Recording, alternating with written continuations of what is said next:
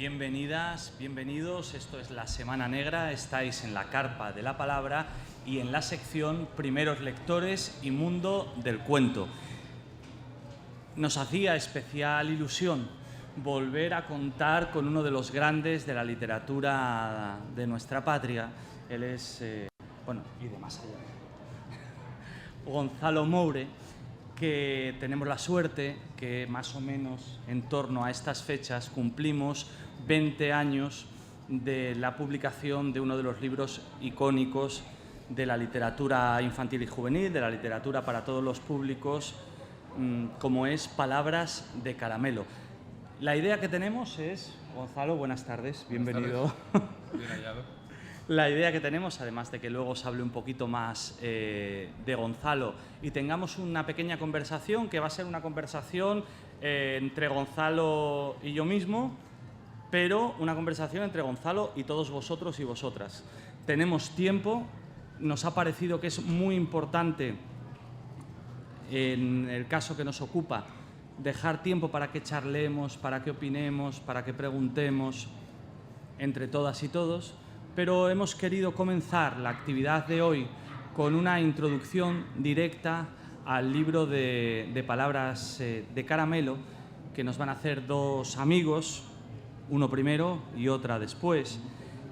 Quería cederle la palabra, el micrófono inalámbrico, a Joanel Huerta Peláez, que va a introducirnos en arena, nunca mejor dicho, más que en harina, va a introducirnos en arena con el arranque de este delicioso libro que seguramente muchos y muchas, si no todos, ya habéis leído y disfrutado y llorado o emocionado un poquito, pero que siempre parece que cada vez que te lo lees, por lo menos a mí eso me ocurre, es como la primera vez que lo hago casi, ¿no? Sobre todo desde el punto de vista de la emoción, que seguro Joanel, con su buena y templada voz, pues nos sabrá transmitir muy bien. O sea que toma, hermano, dale duro ahí. Hubo una vez un niño sordo que amaba un camello. El niño se llamaba Cory, aunque no podía saberlo porque no oía nada. Veía mover los labios a sus padres, a sus hermanos y a todos los que conocía, aunque no era capaz de traducir aquellos movimientos a ningún sonido.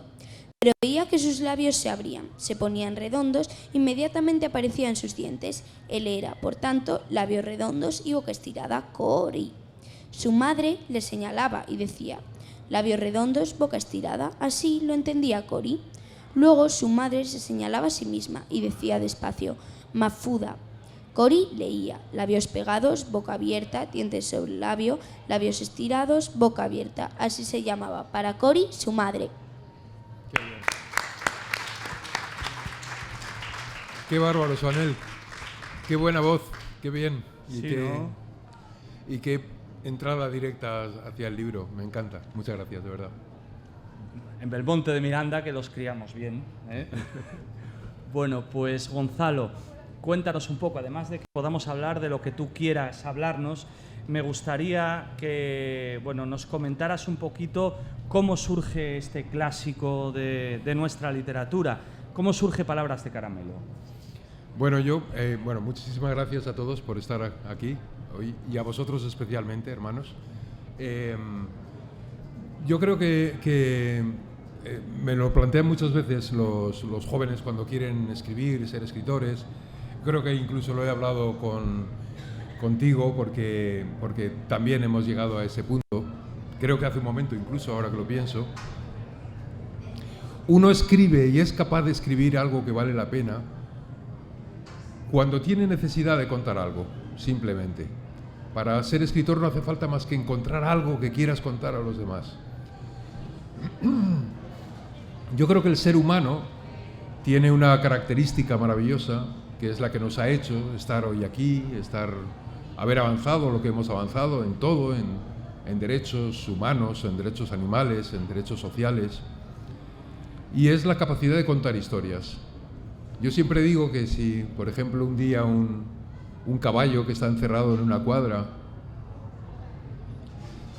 descubre que puede saltar la valla de su cuadra y puede galopar por los prados y bajar hasta la playa y salpicar el agua y encontrar de pronto en otro cercado a una yegua preciosa con la que intercambian olores a través de los hollares, convence a la yegua y la yegua salta la valla también por fin y se van los dos juntos a galopar por esos mismos prados y bajan a la playa y conocen el amor. Cuando después llegan los hombres y les atrapan con los lazos y los vuelven a llevar a la cuadra, el caballo que ha conocido la libertad, que ha conocido el amor, que ha conocido la amistad, la aventura, vuelve a la cuadra con otros caballos y no se lo puede contar a los caballos. Y porque no se lo puede contar y no les puede contar a qué sabe la libertad y a qué sabe el amor, los caballos siguen encerrados y los tenemos encerrados detrás de vallas.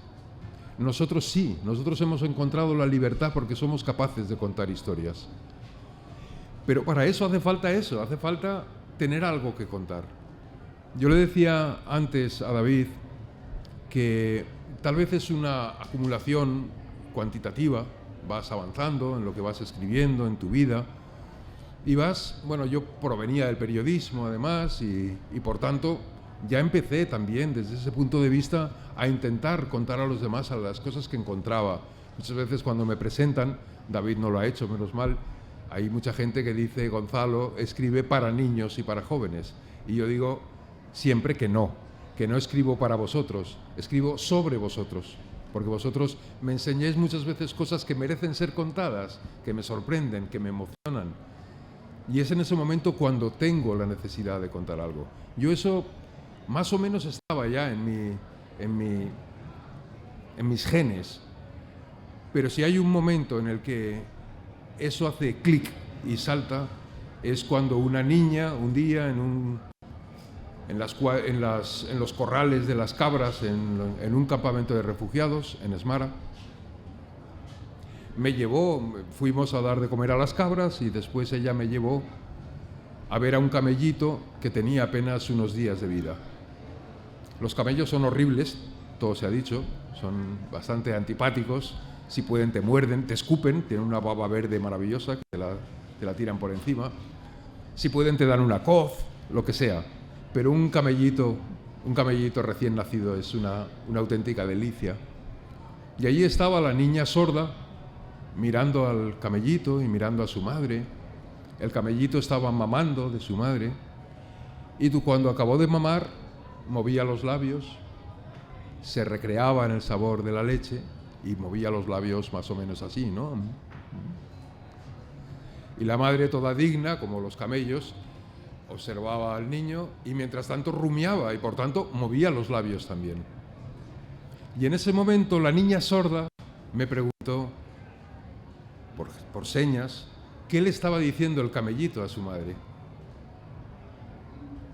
Mi primera reacción fue la de cualquier adulto, la de explicarle a la niña que los camellos no hablan. Ellos mueven los labios porque están comiendo, él saboreando la leche y ella rumiando lo que había pastado antes. Y ella se enfadó conmigo y me dio literalmente un empujón y me dijo, yo estoy segura de que el camellito le está dando las gracias a su madre por la leche. Y ese fue el salto cualitativo, el aprender a escuchar la vida, y a escribir además sin saber a dónde te conduce la escritura. Solamente con esa pregunta de la niña, inmediatamente a mí me asaltó el principio de la historia como algo que se iba a ir desarrollando poco a poco ante mí.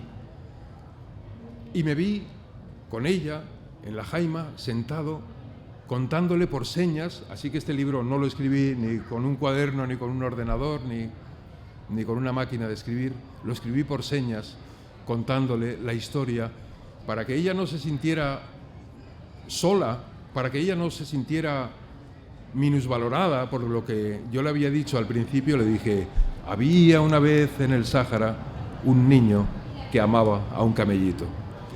Y me enfrenté a la historia sin saber a dónde me conducía. Y yo creo que de verdad, ese es el misterio de la literatura. La literatura que nos afecta es esa que nos toca el corazón, es en la que sientes en armonía el corazón del que lo ha escrito, que él tampoco sabe lo que va a ver en la página siguiente. No escribir porque ya sepas Escribir porque sabes mucho de camellos, porque sabes mucho del Sáhara, porque has estado muchas veces en el Sáhara, sino escribir para saber, para ir sabiendo. Y así, poco a poco, se fue desarrollando esta historia. Por tanto, ¿de quién es esta historia? ¿Es mía? ¿Es de Fati? ¿Es del camello? Es una historia que es de la vida. Y por eso, precisamente, ha cumplido 20 años y va a cumplir más años. Porque es una historia que no es de un autor, que no es de Gonzalo, que no es de Fati tampoco, que es de la vida. De hecho, yo siempre tengo mis dudas, cuando se reedita, como ahora se ha reeditado el libro, de si poner realmente Gonzalo Moure o poner, como autor, no poner a nadie. Porque lo creo firmemente. Creo que la literatura, igual que la música, y ahora estoy leyendo un libro maravilloso sobre un estornino que tuvo Mozart. Y hay una pequeña broma musical, se llama así, una pequeña broma musical, que Mozart escribió después de que muriera su estornino, tras 3 años o 4 de convivencia con el estornino en su casa.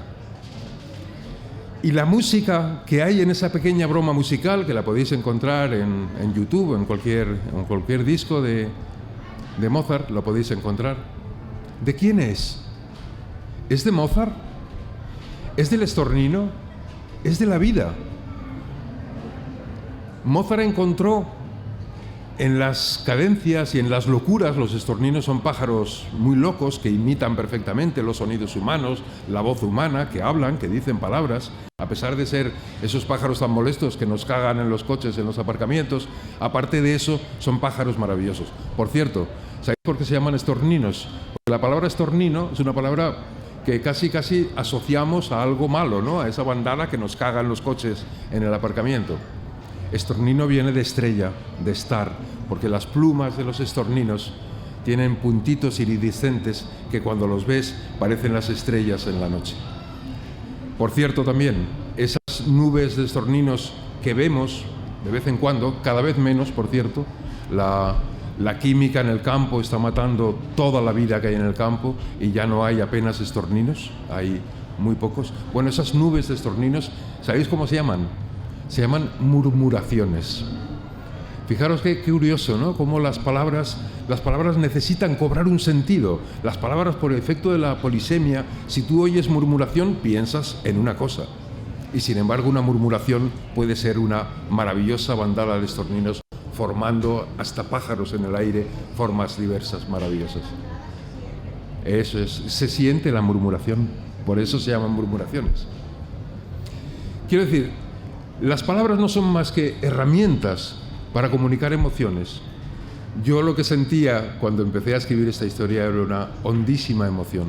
Y por eso posiblemente el libro, como tú has dicho antes, cuando lo vuelves a leer, yo cuando lo veo, por ejemplo, en la maravillosa obra de María Parrato, Palabras de Caramelo de María Parrato, o cuando veo la película de Juan Antonio Moreno, Palabras de Caramelo, yo vuelvo a llorar, porque no es mía, porque me vuelve a sorprender, me vuelve a atizar fuerte, me vuelve a golpear. Cuando leo La muerte del camello, es un spoiler, pero bueno, lo siento por el que no lo haya leído, cuando vuelvo a leer La muerte del camello, muchas veces los niños en los colegios, no sé si en Belmonte me lo preguntarían, si estuve con Palabras de Caramelo o si estuve con otro libro, pero cuando estoy con Palabras de Caramelo en un colegio, los niños me riñen, me dicen, ¿por qué mataste al camello? Y yo digo lo mismo, no lo he matado yo, lo ha matado la vida. Lo que yo sí que lloraría, pero de amargura, y lloraría por mí mismo, sería si yo hubiera escrito algo que no es verdad.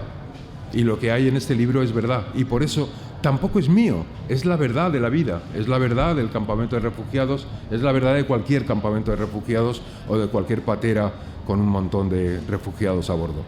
Y ese es el origen de Palabras de Caramelo y un poco yo creo que también la explicación de por qué el libro sigue funcionando, se publica, se edita cada vez en más países, porque no es mío, porque es de la vida. Hola. Sí, ahora. Creedme también si os digo que a mí particularmente esta presentación de hoy me causa una emoción profunda. Quizás por eso he ido directamente a escuchar a Palabras de Caramelo y no se ha hablado nada de Gonzalo, que bueno, de alguna manera se presenta él solo, ¿no? Pues si comienza como periodista, En el año 1991 comienza a escribir. Sus títulos son incontables, sus premios también. Es Premio Cervantes Chico, que es el máximo galardón que damos en nuestro país a la literatura infantil y juvenil. Bueno, así le llaman, no lo sé si esa etiqueta, como él bien dice, es la correcta o no. Y yo qué sé, se van saliendo tantas cosas. Qué bonito lo de los estorninos. Yo tengo una casa para estar cerca de los estorninos. Y me da igual que me hagan lo suyo encima. Uno de los placeres que me da el otoño y el invierno es plantarme en mi terraza en el centro de Oviedo, en un ático, y sentarme y oír. Es como el mar, a mí me recuerda mucho al mar. Y Palabras de Caramelo es ese libro que os recomiendo volver a leer nada más acabar esta presentación y volver a emocionaros. Yo me lo encontré hace muchos años y después me lo volví a encontrar en la Isla de la Juventud, en Cuba, casualmente en un mercadillo de calle.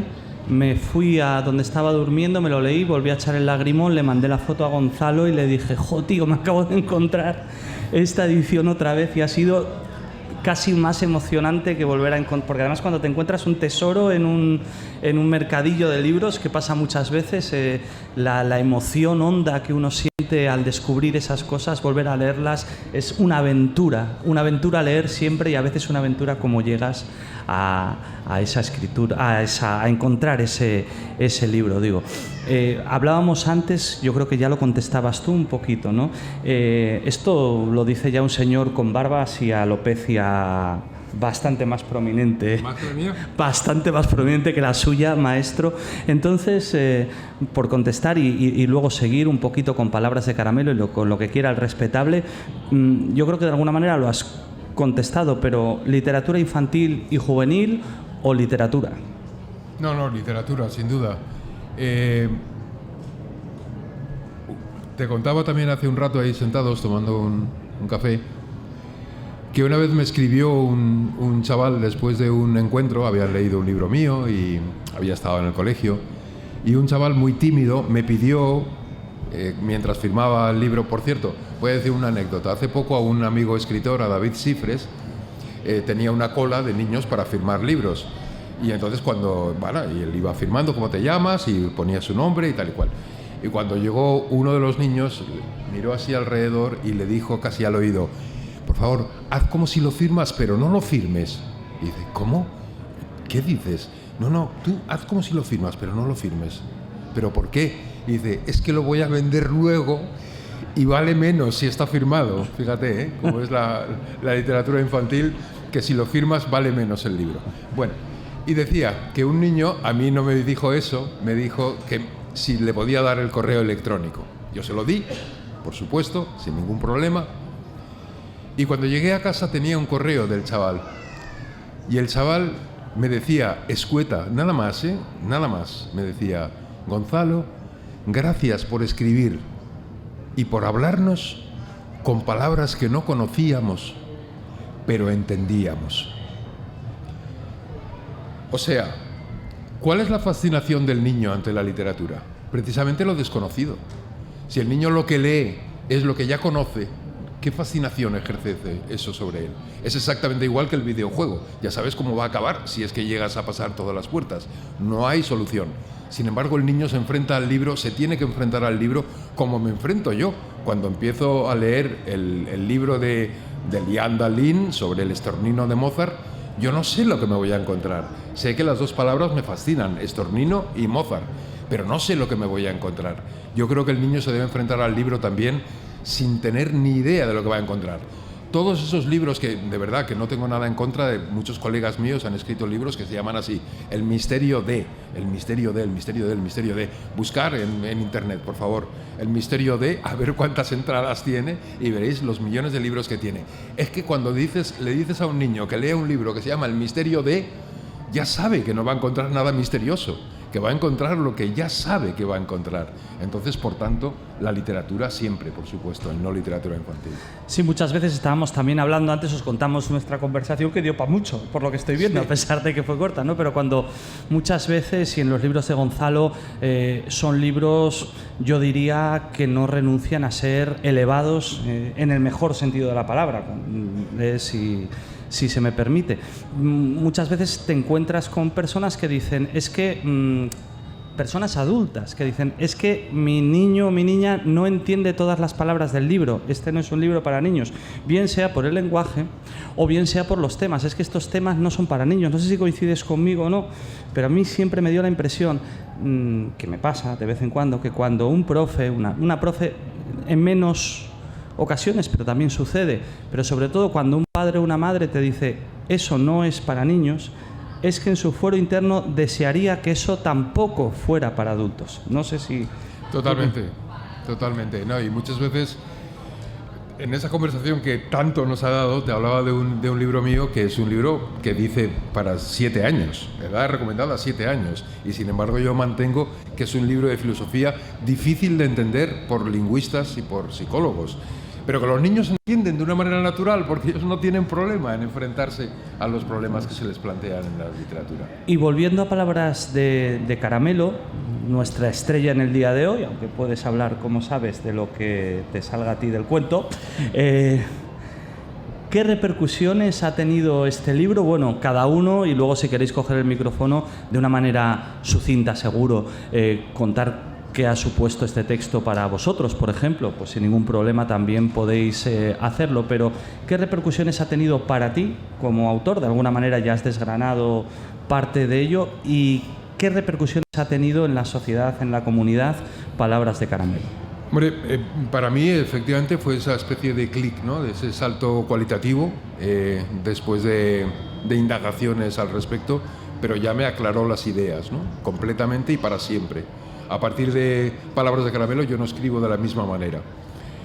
Pero también, obviamente, claro, los libros, yo creo que los libros mueven la realidad. Ya he dicho, ¿no?, que estamos aquí y somos lo que somos por la palabra y por la palabra escrita y por la capacidad que tenemos para contar historias. Pero de vez en cuando hay algún libro que empieza a mover piezas de dominó y no lo puedes controlar, y mueve tantas piezas que al final dices, es como una luz, ¿no?, en la montaña que se origina por una primera piedrecita que empieza a rodar ladera abajo. Yo creo que este libro no es más que una piedrecita, pero han pasado tantas cosas a raíz de este libro que a mí me emociona cada vez que hablo de Palabras de Caramelo. Un día, unos niños de un colegio habían leído Palabras de Caramelo y me reuní con todos ellos en un colegio en Pontevedra, en Marín. Casi 500 niños del Colegio San Narciso de Marín. Habían leído el libro y eran niños en un colegio muy bueno, con una preocupación por los demás, por el mundo, por la generosidad, por la solidaridad. Eran niños ya muy educados en ello, lo reconozco.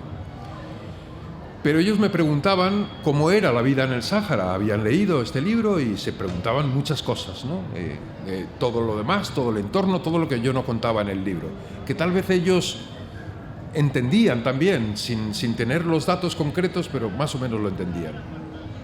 Y me preguntaban qué comían, a qué jugaban, y de pronto un niño, el último en la última fila, levantó la mano y no sé por qué aquella mano me atrajo. Y dije, ¿y tú? Y decía el de al lado, yo, no, el otro, y el otro, no, hasta que por fin dije, sí, tú. Y preguntó, ¿qué leen los niños en el Sáhara? Yo acusé el golpe y dije, no leen nada porque no tienen libros, porque no hay libros en las escuelas del Sáhara, y muchas veces tienen que estudiar solamente con lo que se escribe en la pizarra, o muchas veces con un cuaderno con lápiz y con una goma de borrar, porque ese mismo cuaderno lo tienen que utilizar el año que viene, porque tienen que borrar todo lo que han escrito durante un año. Bueno, siguieron otras preguntas, pero yo veía que el niño volvía a levantar la mano y decía, ahí ahí hay algo, pero me daba miedo, y si lo juzgo en perspectiva digo, con razón me daba miedo. Pero bueno, al final no tuve más remedio, le dije, dime. Y dijo, ¿y si no tienen libros, Ana Mari, por qué no llevamos un bibliobús al Sáhara? Y bueno, salí de la reunión conmocionado, cogí el teléfono, llamé a Ricardo Gómez, el escritor, mi amigo, que había venido muchas veces conmigo al Sáhara, y le dije, Ricardo, ya tenemos proyecto. ¿Proyecto? ¿Qué proyecto? Llevar un bibliobús al Sáhara. Ese tiene que ser nuestro trabajo. Hasta ese momento nosotros habíamos trabajado políticamente por el Sáhara, por la libertad, por la independencia, por el derecho al referéndum, pero no conseguíamos nada. Chocábamos contra el techo de cristal que tiene el Sáhara, el techo del Estado español, que no le permite llegar a ese referéndum de independencia. Le dije, ese es nuestro proyecto. Nosotros somos escritores, llevémosles libros para que ellos mismos puedan elegir su futuro, para formarse, para convertirse en poetas, en escritores, en directores de cine. A Ricardo, que es profesor de matemáticas, además de escritor, le pareció muy difícil. Y yo le dije, ¿así? ¿Mejor? Gracias. Yo le dije, Ricardo, ya lo sé, es muy difícil, pero vamos a intentarlo. Volví al cabo de unos meses al mismo colegio y les pregunté a los niños qué habían hecho, porque cuando decían ¿por qué no llevamos?, se suponía que era un plural, no un ¿por qué no lleváis?, sino ¿por qué no llevamos? ¿Qué habéis hecho? ¿Y sabéis qué habían hecho? Cada uno de ellos, una vez a la semana, depositaba en una caja en su clase 30 céntimos. En vez de gastárselo en ganchitos o en un zumo, ponía 30 céntimos de su paga. Y habían juntado 3.000 euros. 3.000 euros, y me dieron un cheque. Menos mal que no me dieron la bolsa con los 30 céntimos, porque si no, no habría salido del colegio. Me dieron un cheque de 3.000 euros. Volví a llamar a Ricardo y le dije, Ricardo, tenemos ya 3.000 euros para el bibliobús. Y me dijo textualmente, con eso no hay ni para empezar. Y yo le dije, para empezar sí. Exactamente para eso, para empezar, nada más. Bueno, os quiero ahorrar la historia porque es muy larga, pero 15 años más tarde hay 5 bibliobuses, uno en cada uno de los campamentos de refugiados del Sáhara, 5 bibliotecas fijas con jardines maravillosos. Las podéis ver hoy mismo porque hoy precisamente en la página del Bubiser, una de las bibliotecarias, Suadu de Layún, de la última biblioteca, habla de los jardines, de la necesidad de los jardines en el Sáhara. 25 bibliotecarias trabajando en ellas. Todo eso porque aquel niño que había leído Palabras de Caramelo levantó la mano y dijo, ¿qué leen los niños en el Sáhara? ¿Por qué no llevamos un bibliobús al Sáhara? Claro, en ocasiones, a ver, que yo tengo muchos libros y ninguno ha causado un terremoto como ese, ¿no? Pero que haya cambiado la vida de 25 personas, de las 25 personas que trabajan allí, que tienen una razón para quedarse, que son 25 razones menos para echarse a una patera con un bebé e intentar llegar a nuestra playa para intentar conseguir una vida digna. Porque allí, gracias a aquel niño que levantó la mano y preguntó qué leen los niños del Sáhara, esas 25 bibliotecarias tienen un trabajo digno, con un sueldo digno, con el que pueden sacar adelante a su familia. Y todo eso porque una vez esa niña me preguntó qué le estaba diciendo el camellito a su madre. Bueno, una de nuestras librerías, digo nuestras porque sabéis que este año ahí en La Carpona tenemos unas condiciones excelentes para acceder también a las librerías. Una que es precisamente la que hoy nos sirve los libros, que después os puede dedicar también Gonzalo. En la mesa del fondo tiene un excelente lema que a mí me gusta, que además está plasmado en camisetas, que es la rebelión empieza leyendo, que es casi tan bueno como que los libros mueven la realidad, que es un titular precioso que nos dejaba también ahora mismo Gonzalo en esta charla. Todo eso con una novela que nos ha conmovido y que ha movido a la acción, porque la literatura, Gonzalo, bueno, huelga la pregunta, pero ¿puede ser o es llamada a la acción? Claro, por supuesto, la literatura es el comienzo, es el punto de arranque, es el punto de emoción que hace que después alguien busque algo nuevo, algo diferente, algo que va a superar a esa misma novela, que porque es su vida, que es un libro vivo, que es el libro de la vida. Pues a mí me gustaría, mientras tenemos ahí a Lola preparada para una sorpresa final, me gustaría que fuerais pensando también alguna pregunta, opinión. Y, Joanel, ¿me echas ahí una manilla por si acaso a alguien le apetece preguntar algo? ¿Tenéis alguna pregunta, opinión? ¿Estáis casi tan emocionados como yo al comienzo de la charla, sobre todo? ¿Alguna pregunta por ahí? Ahí tiene.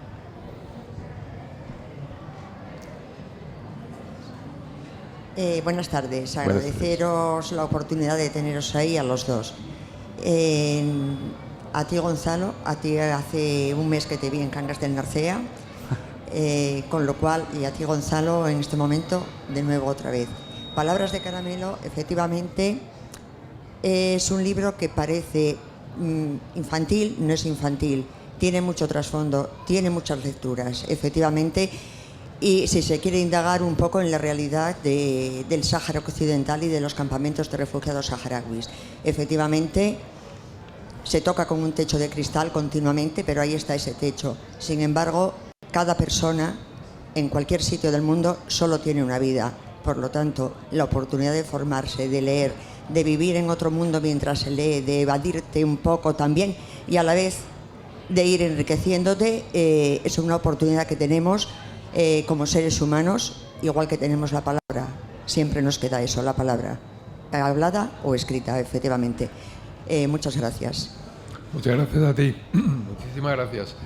Sí, yo creo que efectivamente, que precisamente las bibliotecas del Buiser se basan en eso, ¿no? En la oportunidad de la palabra, ¿no? En la oportunidad del crecimiento. Es que hay una de las cosas más emocionantes del Buiser es que ya hay alguna de las bibliotecarias que trabajan ahora en la biblioteca fue niña del Buiser hace 15 años. Cuando empezábamos con el primer bibliobús, iba a los primeros clubs de lectura, siempre quiso ser bibliotecaria. ¿Por qué? Por la palabra, no por el Buiser, no porque el Buiser le diera galletas o Fanta, sino por lo que le daba el Buiser, que era lo más importante, que es la palabra, ¿no? Y yo creo que ese es nuestro papel aquí. ¿Por qué estamos hoy aquí, David y yo? Pues estamos por la palabra, al fin y al cabo, ¿no? De hecho, hay... Sí. Sí. Efectivamente, el próximo domingo ya estarán aquí en Asturias todos los nenos y nenas del programa Vacaciones en Paz. Llegarán el sábado. Uno de los niños del más pequeño de una familia, cuyos hermanos habían participado ya en el programa Vacaciones en Paz, cada vez que íbamos de visita, el niño más pequeño, ese hermano más pequeño, me llevaba a la biblioteca del Buiser. Por lo tanto... Hombre, es que Vacaciones en Paz es un proyecto seminal. O sea, si no puedo comparar en absoluto, o sea, es como una pulga. Sí, se complementan, pero Vacaciones en Paz por encima de todo. Porque si yo conocí a esa niña sorda fue por Vacaciones en Paz también. Es decir, que Vacaciones en Paz desencadena 1000 procesos en toda España, en Aragón, en Canarias, en toda España, ¿no? Mientras que, bueno, el Buiser, lo que pasa es que el Buiser recibe luego efectivamente a los niños allí. Yo muchas veces les planteo a las asociaciones de amigos del Sáhara, les planteo colaboración, que ya tenemos mucha colaboración de muchas asociaciones, de Alouda Cantabria, Alouda Huesca, en fin, de L'Hospitalet, de muchos sitios que colaboran con nosotros. Le digo, Vacaciones en Paz, pero invierno en cultura, invierno en un lugar agradable en el que estar, un lugar agradable en el que reunirse, un lugar agradable en el que crecer y en el que aprender, ¿no? Así que muchas gracias por ese testimonio.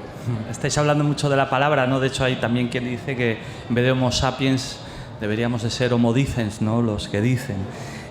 Y hablando también de infancia, no lo sé, igual te apetece comentarnos, a mí me apetece contar una.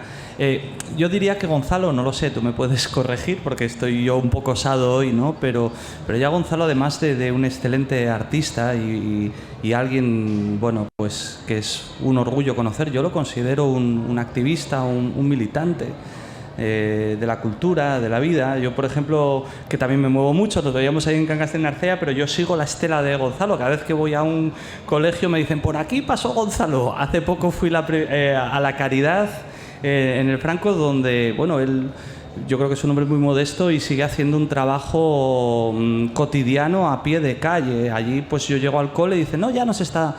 Tú cuéntanos lo tuyo y tal, pero ya está aquí Gonzalo Moure dándonos clases de teatro. Digo, pues esto ya no se va a poder superar. Hemos estrenado una obra de teatro preciosa escrita por los niños de sexto y por mí, pero vamos, pues todos juntos. Y yo con el tema de, a veces, entendiendo lo que dices, ¿no? Lo de que no es infantil, palabras de caramelo, que se decía, ¿no? Y hay veces que tenemos, que lo comentabas un poquitín al principio, yo tengo la siguiente experiencia con los niños y las niñas, ¿no? Yo diría que la suerte y la tragedia, pero la suerte de no ser padre y la tragedia de no serlo a la vez, ¿no? Y de ver a vuestros hijos e hijas como desde fuera. Me hace mucha gracia la gente de infantil. Yo no sé si tú tienes trabajo con esa franja de 3, 4, 5 a la que yo me acerqué con muchos prejuicios, porque digo, ¿yo qué les voy a contar a estos tan pequeños y tal? Yo siempre hago lo mismo. Normalmente a las 9 de la mañana llegan los padres, las madres, los sueltan allí y empiezan a decirles todos ¡adiós! Y ellos contestan ¡adiós! Así, ¿no? Y se mueven espasmódicamente y tal. Luego vienen y le dices hola y te dicen ¡hola! Y dice no, le dijo no, háblame normal. Y te hablan normal y te pones a trabajar con ellos y flipas. Yo sé, alguna vez me he tirado, yo no sé si tú lo haces. ¿Tú juegas con los niños y las niñas seriamente implicado? ¿Tienes alguna experiencia así? No, tengo muchas. Claro. La verdad es que muchas veces las propias profesoras de infantil se sorprenden y dicen, acabo de descubrir a mis niños, porque no hay más que darles la oportunidad, ¿no? para expresarse y para jugar con las palabras, con la palabra, con los personajes, con la imaginación, para que ellos se desarrollen delante de ti y crezcan como personas, pero instantáneamente, vamos. ¿Alguna pregunta más? Está ahí Joanel con el micro. A ver, yo os voy a hacer una pregunta, si queréis. Si no queréis, no hace falta tampoco levantar y tal. ¿Quién se ha leído Palabras de Caramelo aquí? ¿Quién se la ha leído? Bien. Nieves, tú te has leído Palabras de Caramelo también, que lo sé yo. ¿Que no te acuerdas? Sí, yo sí. Bueno, ¿tenéis alguna experiencia con este libro que os apetezca comentarnos? Sí. Bueno, yo decir que lo leí hace años ya, que hace ya bastantes años también visité los campamentos, que como te decía antes Gonzalo, tenemos familias allí. Además es eso, somos familias, siempre que hablamos siempre nos dicen ¿qué tal hermana? ¿Qué tal están mis padres? ¿Qué tal?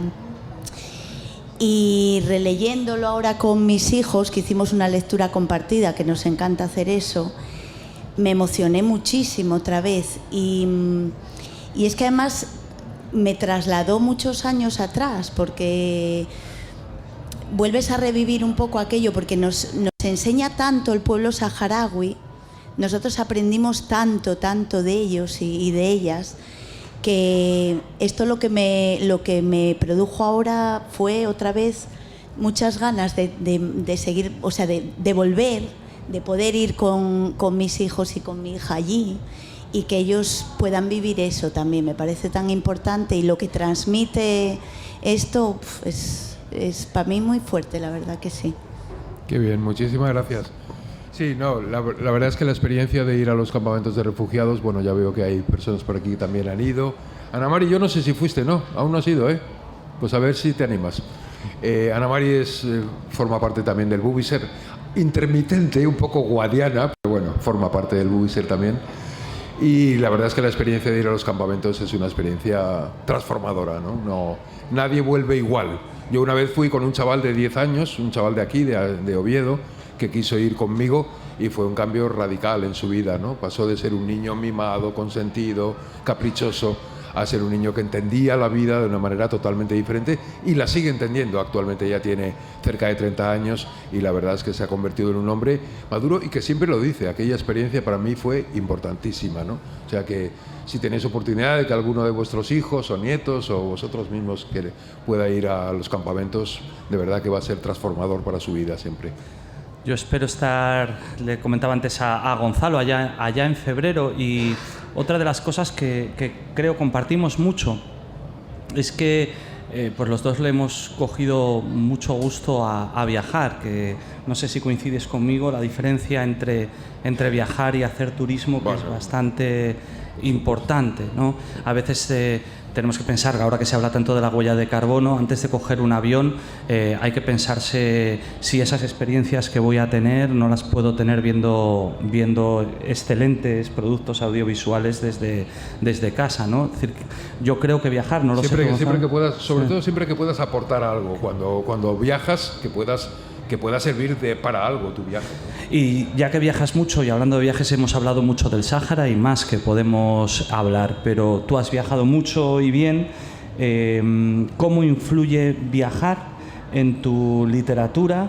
¿Cómo te influye como ciudadano y como artista, que es por lo que hoy nos acompañas también? Bueno, yo siempre digo que yo espero encontrar algo que contar, ¿no? Nada más. Y entonces hay veces que viajas miles de kilómetros en avión y que vas a una ciudad maravillosa, y yo he estado en muchas donde no he encontrado nada que contar, y sin embargo hay veces que lo encuentras al lado de tu casa, ¿no? En el camino que baja a la playa de Arnela puedes encontrar una historia maravillosa, pero viajar es la oportunidad de encontrar cosas nuevas y realmente sorprendentes, ¿no? Y siempre viajo con esa esperanza, ¿no? Que no siempre se cumple, pero que claro que ha influido, ¿no? Y en mis libros está también toda mi experiencia viajera, claro. La aventura y el que contar, muchas veces, como nos dices tú, se puede viajar saliendo unos pocos metros de la puerta de tu casa.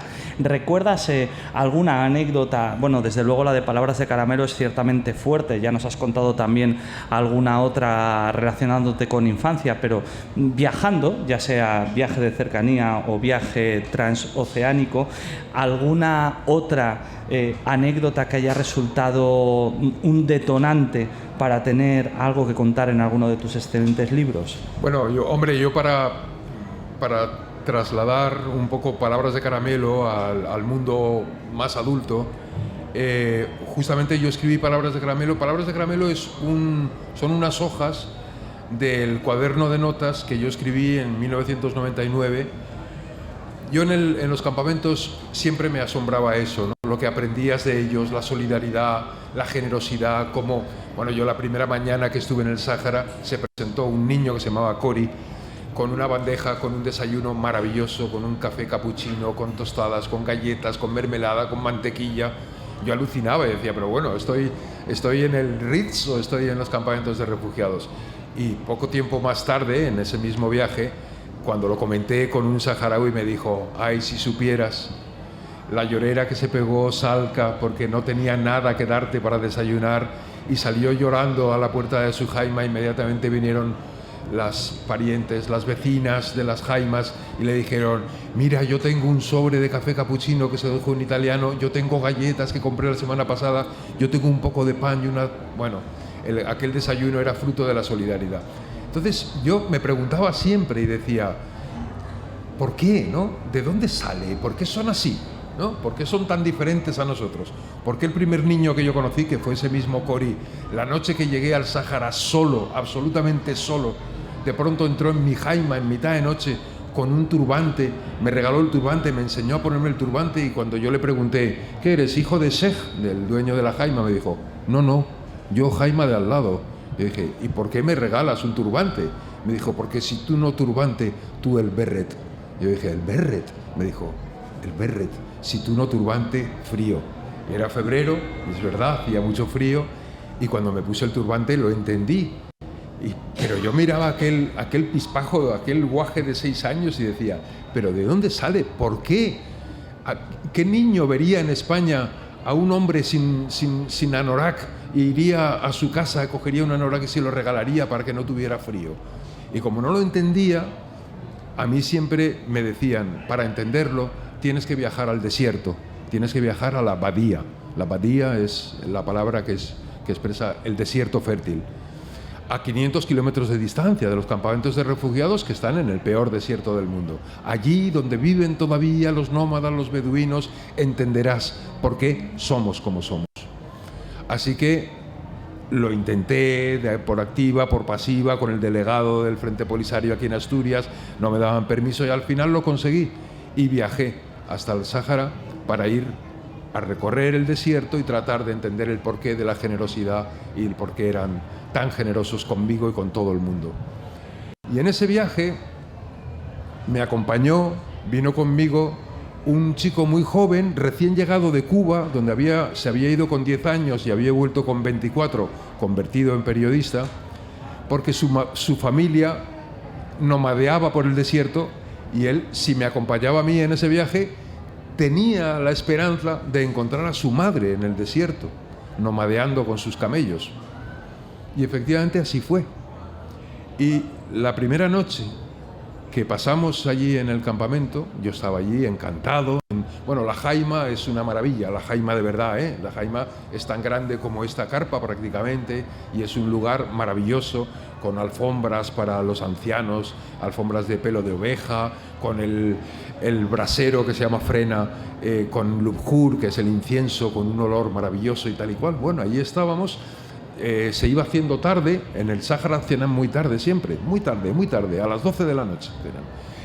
Y se iba haciendo tarde, mi estómago rugía, cuando de pronto estábamos allí, ellos hablaban de lo suyo, yo tomaba notas, y de pronto se abrió la puerta de la jaima, de lona, y entró un hombre mayor, más o menos de la edad que yo tengo ahora. Eso fue en el 99, o sea, hace 20 años, más de 20 años, 24. Nada más. Y entró el hombre y todos le saludaron, salam aleikum, aleikum salam, yak lebes, yak el her, inshallah, inshallah, barakallah, tal cual, pum, pum, chim, pum, pum, pum, y se sentó. Inmediatamente las chicas de la jaima fueron a la zona de la jaima de la cocina y trajeron la cena que yo iba a cenar también, y se la pusieron delante al hombre.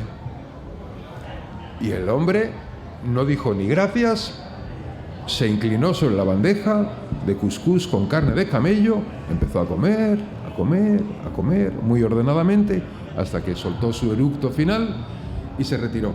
Y en ese momento, cuando él se retiró, el imam, mi compañero, me dijo, vale, podemos cenar ya. Y nos acercamos todos a la bandeja y empezamos a cenar. Y entonces yo, aprovechando el barullo que se armó y tal y cual, le pregunté al imam, ¿quién es? Y me dijo, yo no lo sé. Preguntó por ahí, no lo sabe nadie. No lo sabe nadie. Y entonces el imam aprovechó y le preguntó en hasanía cómo se llamaba. Él dijo su nombre, qué hacía. Dijo que había perdido un camello y estaba buscando un camello.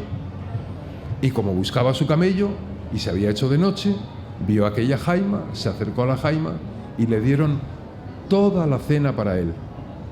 Entonces entendí por qué son así en los campamentos, porque esa es la manera de ser de los saharauis. Antes el que llega de fuera que yo mismo. Porque si cuando yo mismo esté buscando un camello o buscando cualquier otra cosa en el desierto y tenga hambre, si encuentro una jaima, a mí también me darán de cenar.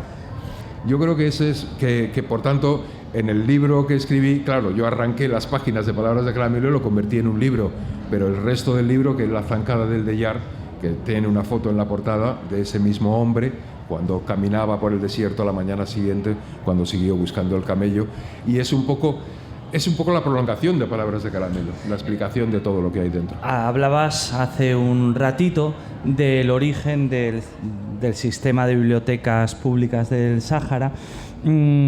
Y bueno, y esa pregunta, ¿no?, de qué se lee en el Sáhara, qué se leía en el Sáhara. En el Sáhara se leía poco porque no había de qué, pero se escuchaba mucho, y es escuchar una manera de leer.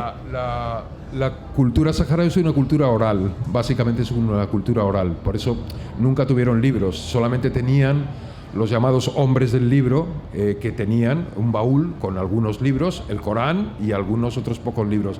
Pero toda la poesía saharaui de Sheikh El Mami, de Mohamed El Tolba, de Badi, Mohamed Salem, toda esa poesía se conserva a través de la palabra, nada más. Ahora se ha empezado a recopilar. En la Universidad Autónoma de Madrid hay un grupo de antropólogos que está recogiendo toda esa poesía y escribiéndola, porque si no, se pierde. Ahora, hace 3 años, murió mi amigo, el Badi, Mohamed Salem, que es uno de los grandísimos poetas. Pero claro, con él, si no fuera por Bahía, por Juan Carlos Jimeno y por todo el grupo de antropólogos de la universidad, esas poesías morirían con él, solamente subsistirían las pocas que algunos otros que las han oído hayan podido recordar y hayan podido reproducir. Entonces, claro, cuando nosotros llegamos al Sáhara, yo recuerdo la primera vez que estábamos literalmente, porque la máquina excavadora no funcionaba, estaba estropeada, como es habitual en el Sáhara, entonces tuvimos que empezar a cavar la primera zanja a mano. Yo estaba ahí con el pico, dándole al suelo de la jamada, que es duro de cojones, perdón, que es muy duro, realmente. La jamada es imposible, es piedra y nada más que piedra. Y ahí estábamos con el pico sudando, cuando de pronto llegaron unos polisarios fumando, unos hombres serios, que digo en palabras de Caramelo, ¿no? Los hombres serios, y se pusieron ahí delante de nosotros y decían, ¿qué hacéis? Pues estamos empezando a construir una biblioteca. Y dijeron, ¿una biblioteca? Aquí nunca se ha leído. Bueno, esos mismos dos hombres ahora son de los mayores consumidores de libros en los campamentos de refugiados. Leen muchísimo. Últimamente hemos implementado que no solamente sean libros en español, que llevábamos nosotros por aquello de conservar la lengua española, tatatín, patatán. Ahora la mitad prácticamente de los libros son libros en árabe, porque son los que ellos mismos piden. Es decir, las bibliotecarias toman nota, exactamente igual que en una biblioteca pública en España, toman nota de los pedidos de los chicos, jóvenes, de los adultos y de los niños que piden un determinado libro.